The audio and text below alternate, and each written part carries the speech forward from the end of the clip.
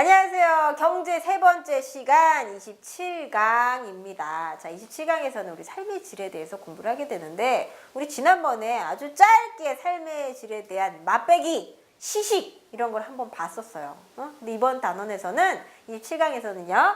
삶의 질에 대한 좀 더 구체적인 이야기를 하고자 할 텐데, 내용이 그렇게 길지는 않거든요. 뭐 헷갈리는 내용도 없고 경제 파트에 들어가기에는 전혀 뭐 어떤 계산도 없고 그런 게 없이 어떤 자료라든가 도표 이런 것들을 좀 토대로 공부를 하게 되는데, 우리 이 검정고시에서는 그렇게까지 어렵지 않게 개념 정도만 알고 있으면 되는 뭐 그 정도의 파트라고 보시면 되겠습니다. 그러니까 쉬운 단원이에요. 쉬운 단원에서 간략하게 보도록 할게요. 자, 경제성장의 삶의 질 세 번째 시간, 삶의 질 향상 내용 봅니다. 삶의 질이 뭘까요? 자, 의미. 일상생활에서 개인이 정신적, 신체적, 사회적 상태로부터 느끼는 행복감의 정도. 참, 삶의 질에 대한 이런 인식이 좀 높아졌다는 거는 그만큼 우리 사회의 어떤 수준도 많이 높아졌다라고 하는 거를 알 수 있는 것 같습니다. 왜냐하면 예전에는 어떤 질, 행복감의 정도보다는 지금 당장 어떤 의식주를 해결하는 게 먼저 급선무였기 때문에 이런 행복이나 만족을 갖다가 추구하는 삶은 조금 더 사치스러운 삶이라고 여겨졌거든요. 근데 현대사회 요즘 같은 때에는 삶의 질을 굉장히 중시 여기기 때문에, 왜 삶의 질이 뭐길래? 정신적, 신체적, 사회적 상태로부터 느끼는 행복감의 정도라고 했잖아요. 이런 것들이 많이 일단 그만큼 수준이 높아졌다는 걸 의미하는 것 같습니다. 자, 특징 볼게요. 물질적, 비물질적 요인을 모두 포괄하는 개념이다. 삶의 질, 내가 어떤 집에 사느냐, 그리고 비물질도 어떤 교육을 받았느냐, 어떤 환경에 사는가, 이런 것들이 모두 이 삶의 질 안에 들어간다는 얘기예요. 그 다음에 사회 구성원들의 가치관이나 간습, 사회 경제적, 정치적, 사회적, 문화적 발전 수준 등에 따라 변할 수 있는 상대적인 개념이다. 내가 사실은 우리 동네에 완전 유지예요. 우리 집이 제일 잘 부자예요. 굉장히 나는 부자였으면 자부심을 가지고 있었는데, 우리나라에서 제일 잘 사는 동네를 이사를 갔더니 내가 그렇게 잘 사는 데가 아니라 중간도 못 끼는 거예요. 이건 뭐예요? 어떤 가치관이나 간섭, 경제적, 정치, 사회적 이런 수준에 따라, 환경에 따라 변할 수 있다는 걸 의미하는 거죠. 그러면 삶의 질이 좋았다가, 우리 동네에서 내가 최고로 부자로 살 때에는 우리 동네 사람들이 저 집 굉장히 좋은 집이야, 그래서 막 이렇게 웃으면서 살면서 행복해하다가 다른 동네 이사 갔을 때 아무도 나를 몰라주고 제가 누군지도 모르고 심지어 중간도 못 가고 있을 때 시무룩해지는, 바뀔 수 있는 거죠. 상대적인 개념이다. 이게 바로 삶의 질이죠. 자, 관련된 요인들 보겠습니다. 삶의 질과 관련된 요인들, 첫 번째 경제적, 두 번째 정치적, 법적, 세 번째 사회적, 문화적, 네 번째 주관적, 이렇게 나와 있는데, 첫 번째가 경제적. 소득 나와 있죠. 돈. 국민 소득 분배 상태, 소비 생활 수준과 같이 돈과 관련이 된 측면의 어떤 요인. 그러니까는 일단 삶의 질, 만족감이 높으려면은 너무 이런 소득 수준이 낮으면은 곤란하다는 얘기죠. 물론 소득 수준이 높다고 해서 무조건 삶의 질도 높다라고 할 수는 없지만, 소득 수준이 굉장히 낮은데 삶의 질이 높다고 보기는 조금 무리가 있죠. 왜요?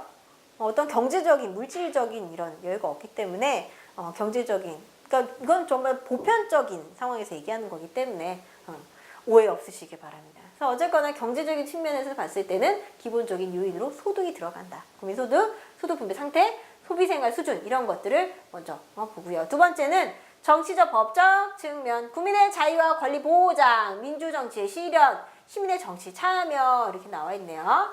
일단은 제도적으로도 조금 더 안정이 되어 있어야지 국민들의 삶의 질이 높아질 수가 있다. 왜요?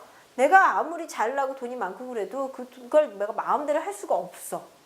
그러면 불행하잖아요. 행복하지가 않잖아요. 그러면 삶의 질이 떨어질 수밖에 없겠죠. 그러니까는 정치적인 측면과 법적인 측면이 모두 자유와 권리를 보장해주고, 민주정치가 실현되고, 참여가 굉장히 보장이 되는 그런 좀 자유로운 사회여야지 한다는 거. 두 번째 요인이었고요. 그 다음에 사회, 문화적 측면. 세 번째는 건강, 여가 안정, 노동, 주거 환경, 교육 수준 이런 것들. 자, 평균 수명, 유아 사망률, 주택 보급률, 문자 해독률 등을 이용하여서 측정할 수가 있다. 그럼 오래 살면 좋겠죠. 세상에 죽고 싶은 사람이 어디 있어요? 그죠? 죽고 싶은 사람 잘 없는데, 있긴 있겠죠. 근데 죽고 싶은 사람 잘 없는데 오래 살고 싶어요. 근데 오래 사는데 아프면서 오래 살기 싫어요. 건강하게 오래 살고 싶어요. 그래서 대체로 그 사이에 사람들이 몇 년이나 사는가. 이게 바로 요인으로 들어가게 되고요. 얼마나 여가를 가지고 얼마나 안전하게. 그 다음에 노동이라고 하는 거 얼마나 노동. 내가 일을 갖다가 하면서 거기에 만족감을 느끼는 것도 여기 지표에 들어갈 수가 있겠다. 그 다음 주거, 집이죠. 교육 수준, 얼마나 배웠는가. 이런 것들을 토대로 해서 삶의 질과 관련된 요인들을 파악할 수가 있고요. 그 다음 주관적 측면, 행복감, 만족감, 가치관, 종교적 신념 이런 것들은 어떻게 수치라든가 이런 걸로 어떤 물리적인 걸로는 파악할 수는 없지만 굉장히 주관적이죠. 사람들마다 다 달라요. 이런 측면에 따라서 삶의 질과 관련된 요인을 찾아볼 수가 있어요. 그래서 경제, 정치, 사회, 문화적, 주관적 측면을 통해서 삶의 질과 관련된 요인들을 알아볼 수가 있다. 자, 이거 보니까 뭐예요? 모든 것이 되게 풍요로워야 돼요, 사실은. 그죠? 자, 다음 볼게요.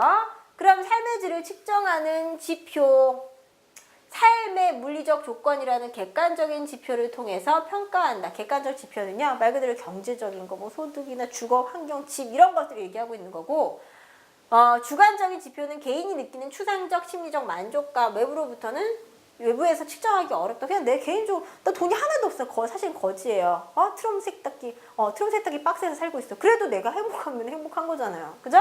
자, 주관적 지표.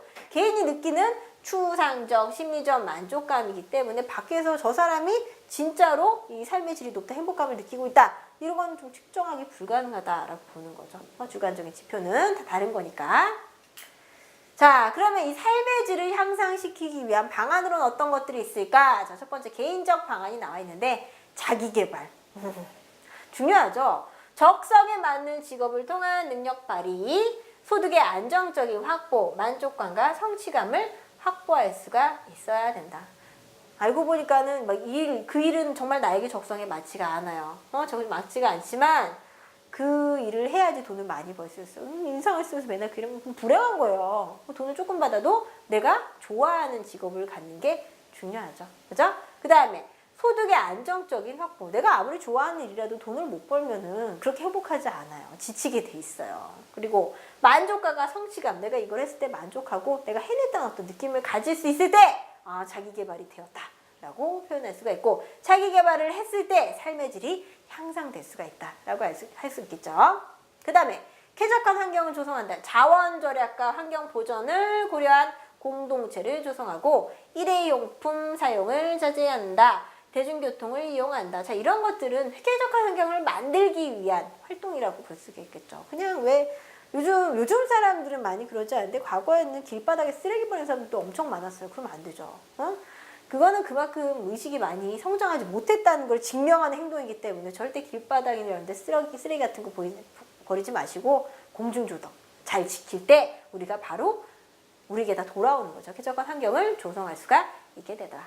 그 다음에 행복한 공동생활, 공동체 속에서 원만한 인간관계를 유지하기, 하기 위해 타인에 대한 배려가 필요하다. 나 혼자 사는 세상 아니잖아요. 다른 사람에 대한 어떤 이해나 그 사람의 입장에서 생각해보는 역지사지의 자세를 가져야겠다. 자, 이건 모두 개인적인 차원이었고요. 그 다음에 국가, 사회적인 차원에서 삶의 질을 향상시키기 위해서는 첫 번째, 경제적인 방안으로 경제 성장을 통한 소득 보장. 일단 소득이 먼저네요. 분배의 형평성. 어떤 사람은 굉장히 돈을 잘 벌고 돈이 여유가 많은데 어떤 사람은 너무 가난해요. 이런 식의 격차는 오히려 이런 사회, 계층화, 갈등화를 조장하기 때문에 그런 거는 제도적인 차원에서, 사회적인 차원에서 조금 완화를 시켜야 된다. 완전히 없앨 수는 없어요. 하지만 어느 정도 완화를 시켜야 된다. 그 다음 이번에 정치적 방안. 정치적 자유와 권리를 보장한다. 정치적 안정, 활발한 정치 참여 같은 방법을 통해서 방안, 자유와 권리 보장에 대한 정치적인 어떤 방안도 같이 마련할 필요가 있다. 그 다음에 사회 문화적 방안, 사회 복지 정책, 환경 보존을 위한 노력. 이거는 뭐예요? 어떤 제도적인 것과 함께 뭐예요? 환경 보존을 위한 노력. 이거는 좀 개인적인 차원에서도 늘 할 수 있는 거잖아요. 어떤 자세의 문제죠. 자, 사회적인 차원에서 이렇게 필요하다. 그다음 법적 방안, 국민의 균등한 삶의 질 향상 보장. 자, 어떤 사람들의 삶의 질은 향상시켜주면서 어떤 사람들은 소외되고 이런 게 아니라 모두가 비슷하게 똑같이 삶의 질이 향상이 돼야 된다는 뜻이에요. 이거를 보장할 수 있는 법을 만들거나 고치거나 그 다음에 약한 계층들 우리 왜 사회적 어떤 약자 그러면은 누가 있어요? 뭐 노인분들이나 장애우 여러분이나 아니면 어린아이들 이런 계층에 대한 법적인 보호를 확대할 필요가 있다. 왜요? 약자니까요. 도와줘야죠. 그죠? 자, 국가 사회적 차원에서 바로 이와 같은 방안을 통해서 삶의 질을 갖다가 향상시킬 수 있다. 이렇게 정리를 해보았습니다. 자, 다음 거 관련된 거를 문제를 풀고 넘어가도록 할게요. 일상생활에서 개인이 정신적, 신체적, 경제적, 사회적 상태로부터 느끼는 행복한 정도를 가르치는 건 여태까지 했죠. 자, 뭐가 있을까요? 바로 삶의 질이 있다. 삶의 질. 그래서 답은 2번이 되겠고요. 국민 총행복지수라고 하는 건 우리 국민 안에서 얼마나 행복한가 그 지표를 나타내는 거를 얘기하는 거고요. 인간개발지수다. 이거는 뭐냐면은 유엔개발계획에서 여러 가지 뭐 어떤 소득 수준부터 시작해서 교육 뭐 이런 것까지 다 통합을 해가지고 지표를 갖다 나타낸 거예요. 녹색성장 이거 환경이랑 관련이 있는 거죠. 이렇게 다. 그래서 우리 10번 같은 경우는 2번이 답이다라고 볼 수가 있고요. 우리 삶의 질이라고 하는 거는요. 우리 행복감을 나타내는 어떤 척도, 사회적인 척도라고 볼 수가 있는데 사실은 뭐 제일 이 삶의 질을 공부하면서 가장 첫 번째 줄에 막 나와 있는 것들이 전부 다 뭐였어요? 경제였어요. 소득. 하지만 소득이 많다고 해서 무조건 삶의 질이 높다라고 보지는 않아요. 굉장히 삶의 질이라고 하는 거는 포괄적인 개념이기 때문에 소득은 굉장히 중요한 부분이긴 하지만 소득이 삶의 질의 전체를 평가할 수 있는 기준은 아닙니다. 그렇기 때문에 돈이 많다고 해서 삶의 질이 높고 행복감이나 만족감이 크다 이렇게 표현할 수는 없겠죠. 그래서 우리 전 세계에서 가장 행복한 나라, 가장 행복한 나라 어디 들어봤을 것 같아요. 코스타리카라고 해서 개발도상국 중에 한 나라인데 그렇게 개발도상국이라고 하는 거는 선진국보다 훨씬 조금 개발이 뒤처진 국가라고 볼 수가 있겠죠. 근데 거기에 사는 사람들의 만족감이, 행복감이 85%. 대부분의 사람들 85% 생활이나 어떤 생태한 수명 이런 것까지 다 종합해 봤을 때 85% 정도가 굉장히 행복하다라고 느낀다고 합니다. 이런 걸 봤을 때는 소득 수준이랑은 물론 굉장히 필요한 부분이긴 하지만 그것이 정말 충분한 조건, 필요 조건이지만 충분 조건 아니다라고 하는 거를 알 수 있는 대목이겠죠. 자, 그래서 조금 행복한 마음을 가지고요. 경제 첫 번째 파트가 끝났는데 사실 다음 단원도 경제예요. 그래서 지금까지 9단원을 했던 게 나라 안에서 이루어지는 어떤 경제 활동이었다면은 다음 단원, 마지막 10단원에서는 나라 바깥 어떤 무역이라든가 환율에 대한 경제 파트가 나오게 됩니다. 그래도 행복한 마음으로 삶의 질 공부했으니까 행복한 마음으로 다음 파트 준비를 하시고요. 자, 여기까지 보시느라 수고 많으셨습니다. 감사합니다.